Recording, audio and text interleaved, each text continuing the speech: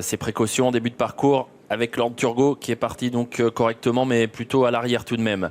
Legacy Gel isolé lui aussi tout à gauche sur notre image, sur notre écran avec Benjamin Rochard, et au centre Leader d'MT est bien parti, tout comme French Connection avec également non loin First Time Rock. Côté corde il y a Great Pride le numéro 16. Ferran Haas est bien placé dans le wagon de la deuxième épaisseur, et Force of Nature est en train d'accélérer pour venir trouver une bonne place à l'avant du peloton. On retrouve pour l'instant à mi-peloton les deux chevaux de l'écurie à Brivard, à savoir le numéro 5 Lagune Pia, le numéro 6 Lotus Griff. En dernière position pour l'instant le favori de l'épreuve, Lord Turgot, qui a pris un départ très prudent et qui est à l'arrière en compagnie du deuxième favori Fighter Chronos. Et devant, c'est Leader d'MT qui aujourd'hui mène la course pour le moment, devant Force of Nature qui poursuit son effort pour se rabattre dans un premier temps en deuxième épaisseur.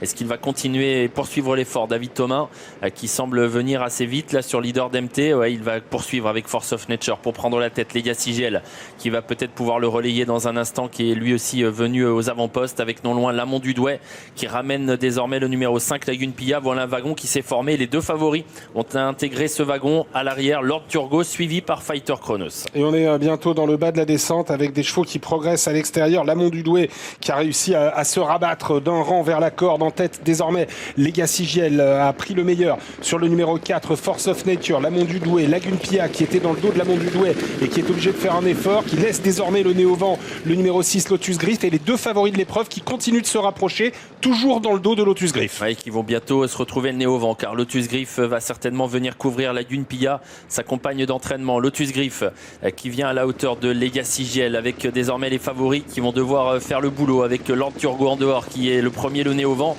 et qui va bientôt également laisser Fighter Chronos sans dos.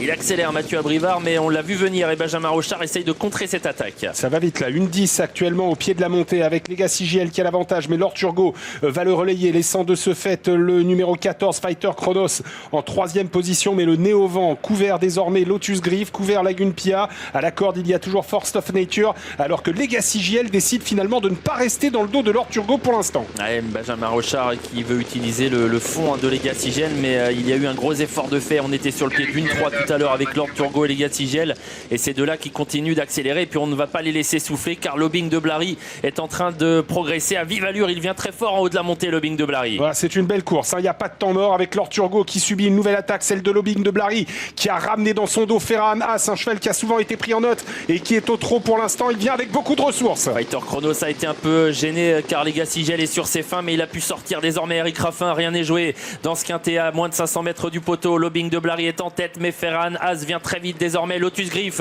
pour la casaque de la famille Bertrand. On pense bien sûr à Yves Bertrand qui nous a quitté aujourd'hui. Lotus Griff troisième dans ce quintet à l'entrée de la ligne droite, alors que Lobing de Blary est toujours en tête. Lobing de Blary, Ferran Haas et Lotus Griff donc qui luttent pour les places et qui tentent même de venir gagner. Lotus Griff, pourquoi pas pour le clin d'œil. Lotus Griff, est-ce qu'il peut le faire? Venir chercher Lobing de Blary qui résiste à la corde. Lotus Griff peut-être poussé jusqu'au poteau, qui va essayer d'aller chercher à Lobing de Blary qui résiste jusqu'au bout finalement.